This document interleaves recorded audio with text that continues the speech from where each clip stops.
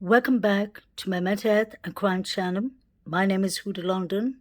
Please like, share, and subscribe. This is for entertainment purpose only.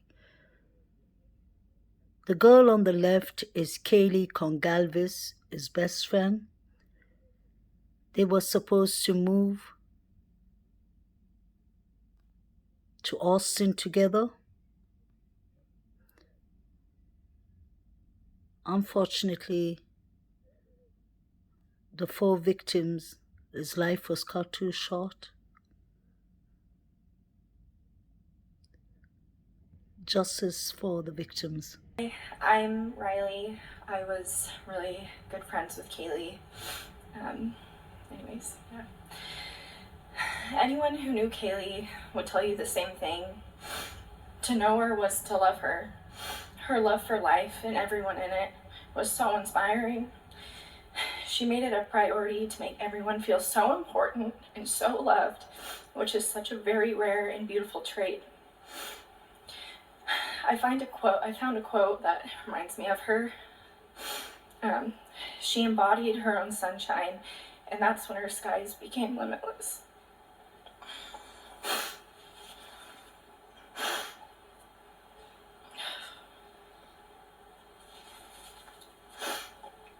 And that's the thing. Kaylee's skies were limitless. She had a drive and a passion for life.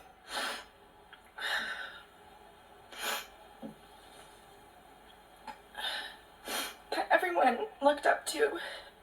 She never said no. She was a yes girl. I remember meeting Kaylee for the first time in high school, and we immediately clicked. Soon after, we spent the whole summer together. We would make such spontaneous plans together. I remember she called me one day, just a random day, during the summer back in 2019, telling me, I'm not asking, saying, hey, be ready in an hour. We are renting paddle boards. We're going to spend the day on them. And, that's something that I really adored about her spontaneity. We became the best of friends that summer. When it was time to go to U of I, Kaylee and I made plans to join the same sorority. Although we are not technically supposed to try to plan out what sorority we're going to join, we did. Bid day in 2019, Kaylee and I both ran home to Alpha Phi, which made us not only best friends, but sisters. We made so many friends and took on college together. Our sophomore year, I remember Kaylee coming into my room just weeks before spring break, like 2 or 3 weeks before spring break, saying to me, hey, let's go to Cabo for spring break. Can you make it happen? Oh, sure enough, we made it happen. Kaylee, I, and 2 of our really close friends, Zoe and Josie, flew down the California peninsula for the best vacation to date. She was so good with the flow and wanted to do everything on that vacation. The 4 of us were unstoppable on that trip. These are memories that Zoe, Josie, and I will cherish forever with her. Kaylee had a light in her, and it's our job to keep that light burning. We should focus on living like her, never saying no, loving everybody, and taking every chance that may come on our paths. I'm so blessed to have had you by my side all these years, Kaylee, and I promise to live. I promise to live just like you did. Fly high in those limitless skies, Kaylee, my sweet friend.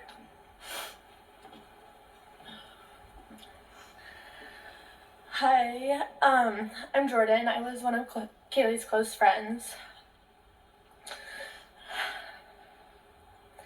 I don't even know where to start when it comes to talking about Kaylee. The person she was and wanted to be, the plan she had, and impact that she made on everyone's life. Kaylee and I had so many plans. We were planning to move together in June, and we finally, and I say finally, because it took us about 7 months to decide on a place, but we finally decided on Austin. If you were to ask us why we chose Austin, neither of us really could tell you. Our friends just simply got tired of us talking about it and forced us to decide. We talked about Boston, Nashville, San Diego, Charlotte, and even Knoxville, Tennessee. That was our biggest problem. She wanted to go everywhere and anywhere, and I was the same way. She wanted to see the world, and I was right there by her side. We often joke that someone could point to a place on a map and say, "Move here," and we simply would. One time I sent her a TikTok and the person moved to Greece, and I said, "Let's do it."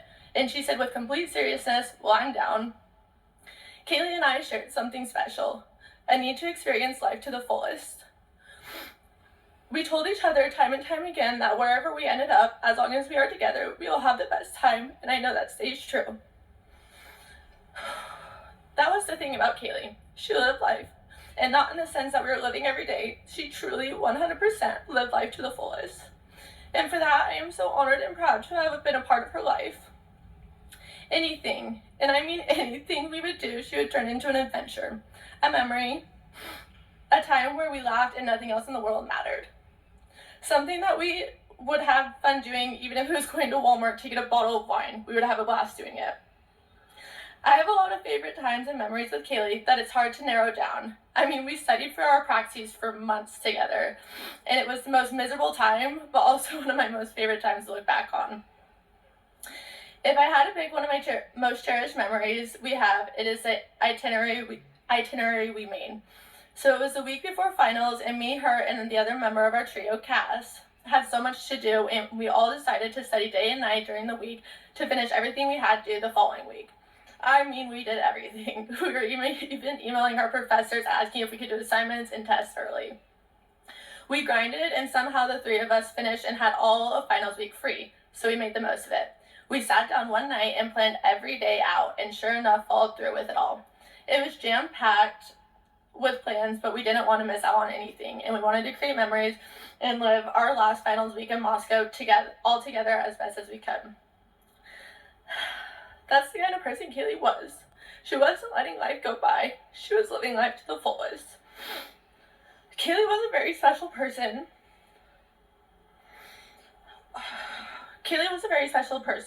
She brought everyone and anyone out of their comfort zone and was the brightest light in everyone's life. To know Kaylee was to truly love Kaylee. She was everyone's go-to girl, down for anything, and the most selfless and kind person I had the pleasure of knowing. It breaks my heart that we won't be able to live out our dreams together, but for Kaylee, I will continue to live in capital letters. I will live in New York for us because that was a dream. I will travel all the places we wanted to travel, and I will continue to say yes and turn the smallest things into an adventure, because that's exactly how Kaylee would want me to live. Kaylee, you will never be forgotten. We will live right for you every day with your mentality in our mind. We love you so much. Rest in peace, Kaylee Jane Goncalves. May justice be served.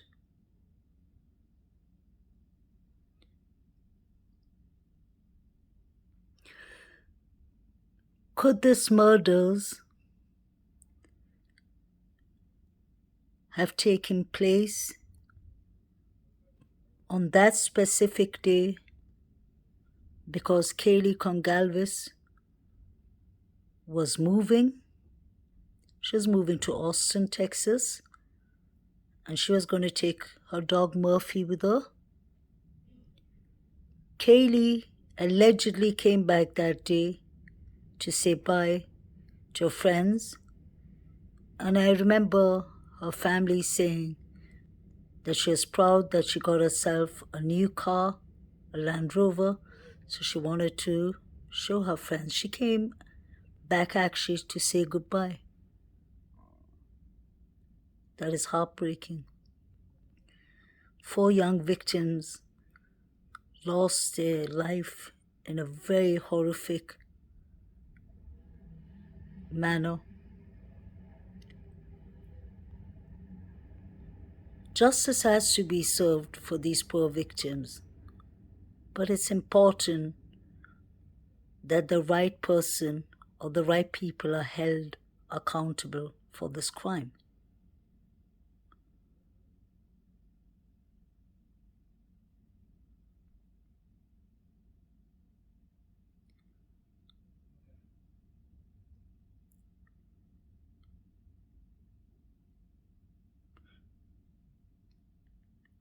It was said in the beginning of this case that Kaylee had a stalker.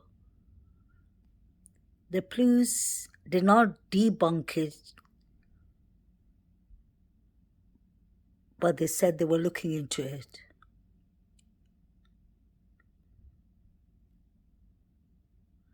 I personally believe whatever happened that night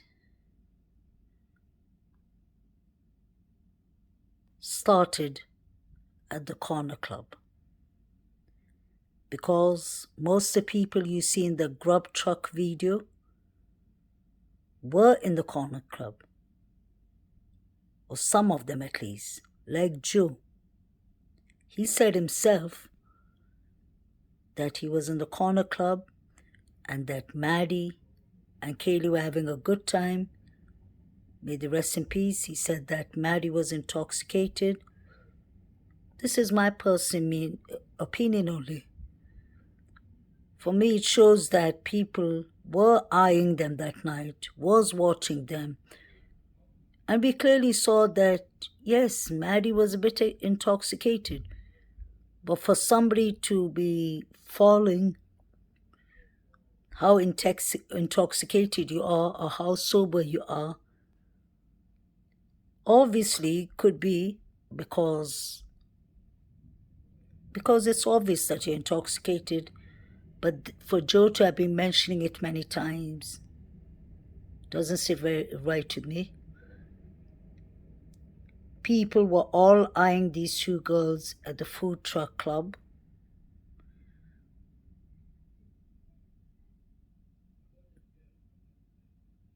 I personally saw something being put in Maddie's mouth. And I've seen people saying, what does that have to do with anything? It has everything to do with it.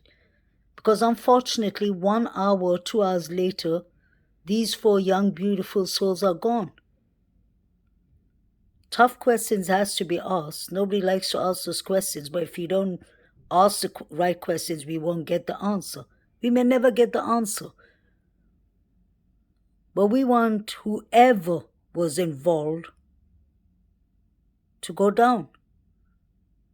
Whether it's Brian Koberger or whether it's the multiple people who could be allegedly involved, from the food truck to every whereabouts. I personally believe people were ruled out too quickly.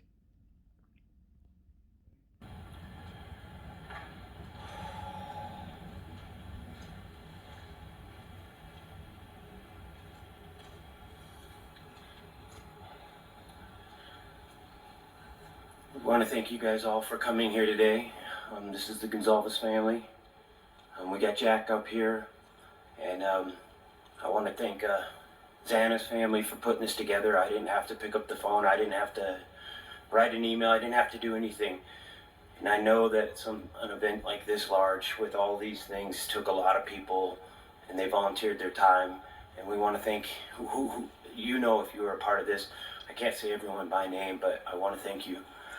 We're going to say a couple stories about our girls and help you guys understand how much we love them and how we miss them, and how we hope this community can get strong and heal, and mainly just understand what we lost and how much the world has lost with these 2 girls and these other 3 girls in Zion and Nathan. All right, my wife will read a poem that she had on her page, Kaylee, and here you go. He came across this. Going through Kaylee's stuff. It's called Milk and Honey.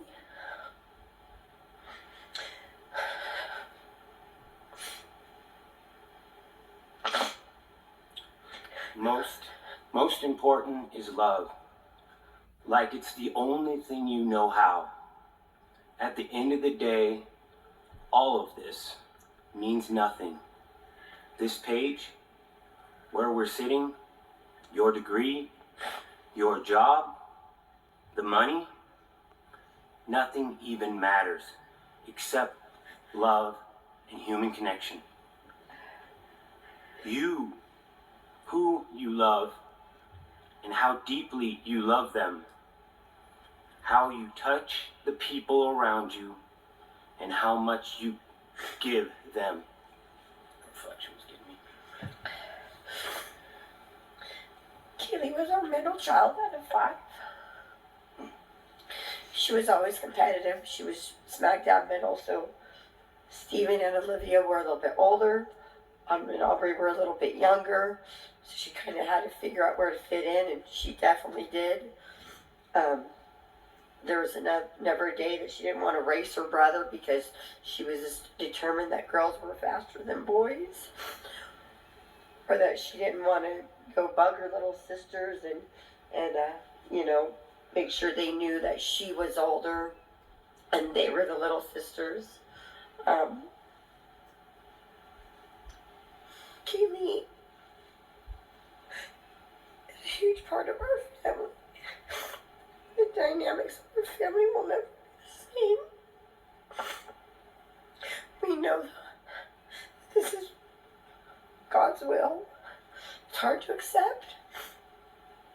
But she was a beautiful girl. She started junior high with Maddie, as you all knew, and our family became 6 very quickly. There was a lot of friends throughout this family that came and gone and went and whatever, and we're still friends, but we don't see them that much. That wasn't Maddie. Maddie and Kaylee were by each other's side every day.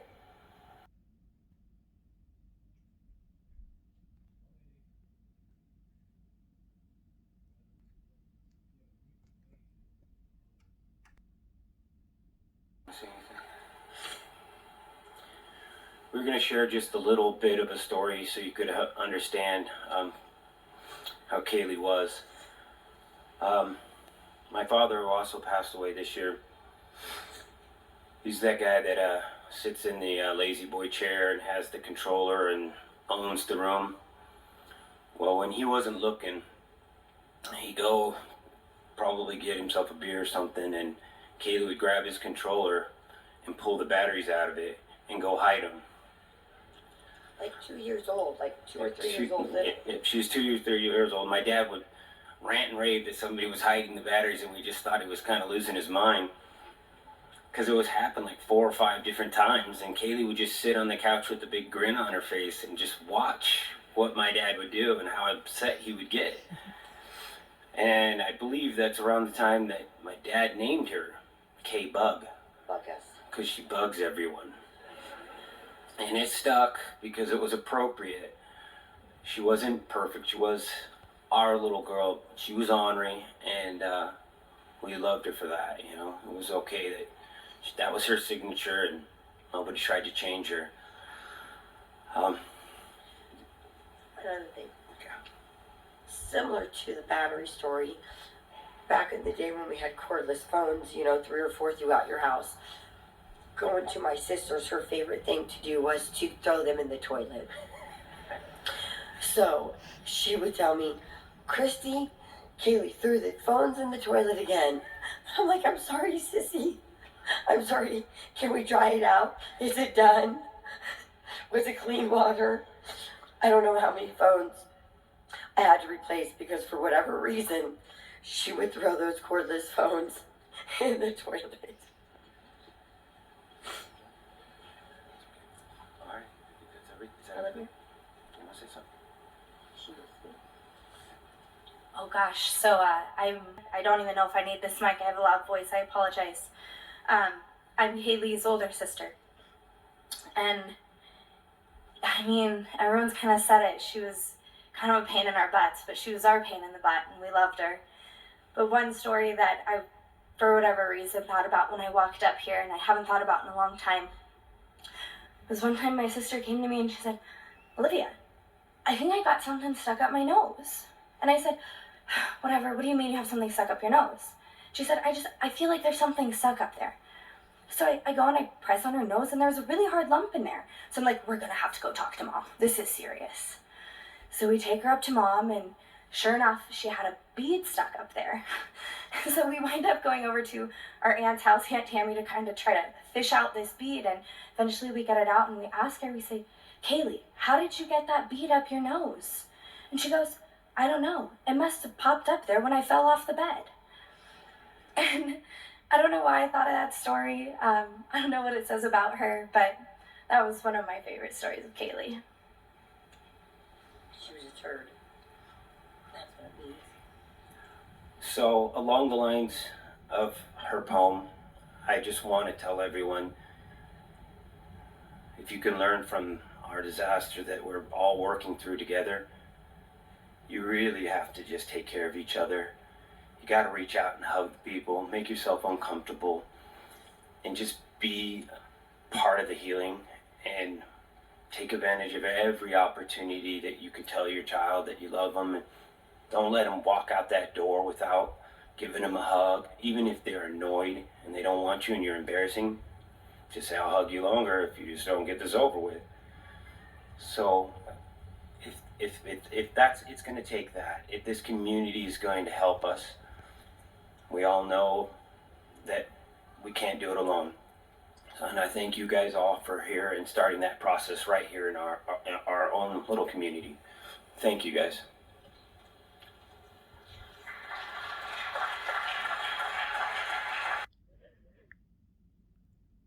It was a beautiful tribute to Kaylee Jane Goncalves. May she rest in peace. May justice be served for Kaylee, Zana, Ethan, and Maddie. May they rest in peace. I have to mention this. I found this picture to be very odd and strange. Very strange. I do understand through grieving process, everything becomes a norm. It becomes huge. People don't actually pay attention to each and every movement of the grieving people, because most likely it's people who died of natural causes. But when it is such a horrific murder, it's important to observe everything. I remember seeing this a couple of months ago, and this picture's never sat right to me. Could it be possible that Kaylee's father, mother, obviously did not know who the suspects was? Nobody knew. Brian Kohlberger wasn't arrested then. So my question is,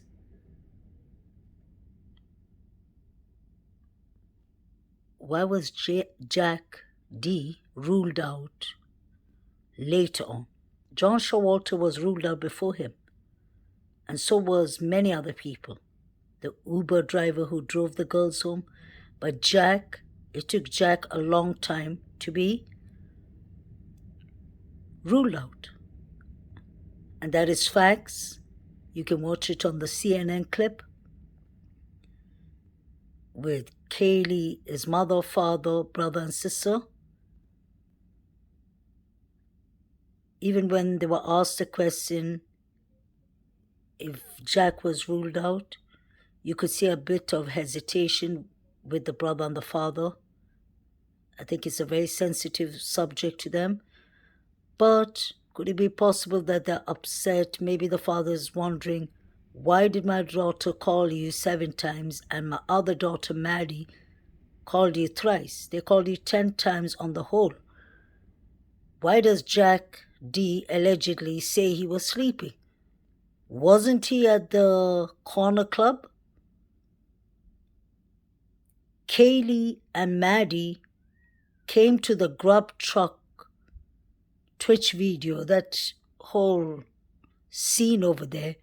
They came to that unfortunate scene around 1:58, close to 2. So I would assume they almost have left the club at the same time. So Jack went home, or God knows where he went, but it's a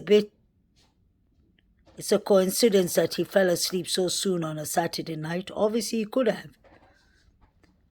But you get 10 missed calls from 2 of your closest friends. Doesn't make sense to me. People can fall asleep, definitely. That's not a crime.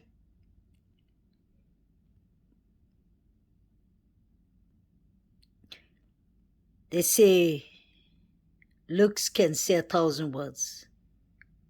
Actions speak louder than words. Could Steve have known something of Jack that did not sit right with him? Look at his eyes. Where were you, Jack? Just a question. Where were you that night? What did Kaylee and Maddie say to your friend Adam? Maddie said, I said like everything. What was everything? What was this about?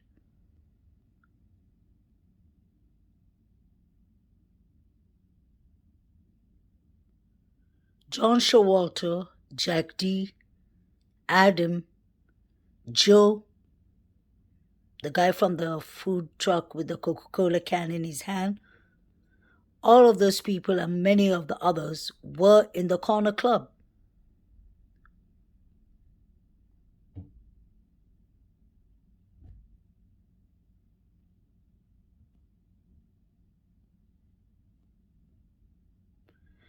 And another very important question, how come Jack D wasn't allowed to speak? I'm sure it's the parents who decide and the family who can speak. The whole family spoke. The girls are little, so they didn't speak. The mother and sister, Olivia, spoke for them. Why didn't Jack get a chance to speak?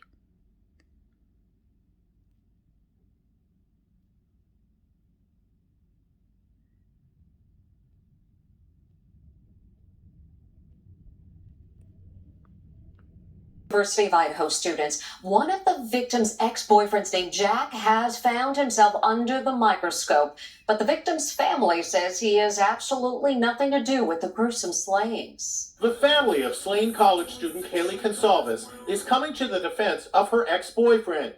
Kaylee recently broke up with Jack Ducour after dating him for 5 years. Her father, brother, and sister were asked about the relationship today on CNN. He is not listed, notably, as someone who has been cleared in the investigation. To your knowledge, is that significant? No. Please pay attention to the CNN reporter when he answers this question, because what I clearly see is that Olivia jumped in and answered. But look at the father and the brother's face when the question was asked. I don't believe the family were too sure about Jack D in the beginning. I've always noticed it's the sister who defends him. Not listed, notably, as someone who has been cleared in the investigation. To your knowledge, is that significant? No. I don't personally think so, because I think that there's the entire rest of the world that's also not on that list of people who have been cleared. Right. Including Maddie's boyfriend, including any associates of Xana or Ethan that might not be involved. I don't find that significant at all. Kaylee and her best friend Madison Mogan called Jack 10 times an hour before they were murdered. Police today made it clear they do not suspect him. We're also aware of a male whom Madison and Kaylee had called several times the morning of November 13th, and we do not suspect that individual. One citizen sleuth pointed out that Murphy may have seen everything that went on that terrible night, if only the dog could speak. Video now going viral shows victims Madison Mogan, Shayna Kernodle, and the other roommates also taking loving care of Murphy. Kaylee's dad believes the killer knew the layout of the house. Somebody could have partied in the house and got an idea or got the confidence to pull that off. Police say they are chasing down reports that Kaylee had a stalker. So far, we have not been able to corroborate it, but we're not done looking into that. And the hunt for the killer will go on throughout the Thanksgiving holiday. I totally agree with Kaylee Goncalves' father, may she rest in peace. Somebody knew the layout of the home, inside, outside, the toilets, the stores, storage rooms, every single layer inside and outside. I don't believe the person studied the lay of the house inside from outside, if you understand what I mean. They didn't do it on Google and they didn't do it on the real estate properties, views and all. I believe somebody who's been partying in this house or who knows Kaylee, Maddie, Xana personally, or even Dylan Mortensen or Bethany Funk. It's somebody who's been into this house who knows the layouts. And I personally believe it's somebody that the dog Murphy knew. Because we've been told most likely that the person, the suspect or suspects, opened Kaylee's room and Murphy was there alone. Murphy is a dog. He would definitely have attacked an intruder or alerted the whole house by barking loudly. I believe whoever opened the door on Murphy is somebody who knew Murphy. That's the reason I am not convinced that it was only BK. I believe that Brian Kohlberger could have been involved, definitely. Because the knife sheet can't just pop in there unless one of the students, I don't mean the victims, know Brian Kohlberger and has been in his house and maybe robbed the knife of him. But that is a long shot. But everything is possible in this world. People can be framed. And I believe if Brian Kohlberger was involved, he was brought into this for whatever reason. Somebody, unfortunately, wanted to end the life of these 4 innocent victims. And I believe that person knows the house inside and out. I've heard people saying the person could have been there for a party. No. It is somebody who was chilling in this house, who knows the layouts not to disturb the whole neighborhood. Because the former tenant, the guy who used to live in this house, clearly said that this is an old house. He said when you're inside of the house, if anybody walks on the steps, on the floor, it makes creaky sounds. So it's Dylan Mortensen and Bethany Funk telling me allegedly that they didn't hear any noises. If the neighbor's camera or dash footage caught a thud, a loud thud and barking, how come the people of the inside didn't hear that? I know that Dylan and Bethany could be victims themselves, but it still doesn't make sense why they didn't call 911 for 8 hours. One of the students could have been saved. We don't know what happened.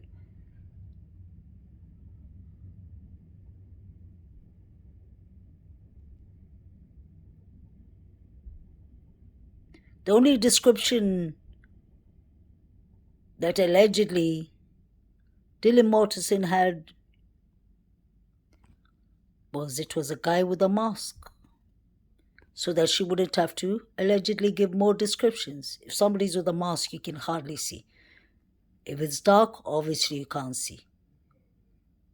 But when she heard somebody telling Xana or Kaylee, don't worry, I'm here, it's going to be okay, to Xana, she heard her whimpering and crying. Isn't that concern enough to close your door and call 911? Or wait for the intruder to go and then call 911? But that didn't happen. And after seeing all the actions of what was happening in the grub truck video, I believe there's more to the story. All the people of interest were cleared out too soon, too quickly. And it's concerning, just in case BK is not the guy, then the case will have to start all from the beginning. BK had to definitely be involved. But who was involved with him? I believe this was pre-planned. And I believe one of the victims that was targeted was Kaylee. Kaylee was moving on with her life. Kaylee was going to take her precious Murphy and move to Austin, Texas.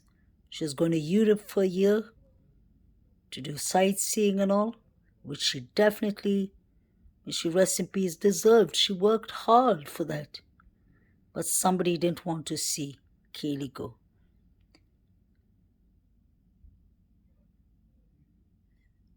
Justice for the victims. Please like,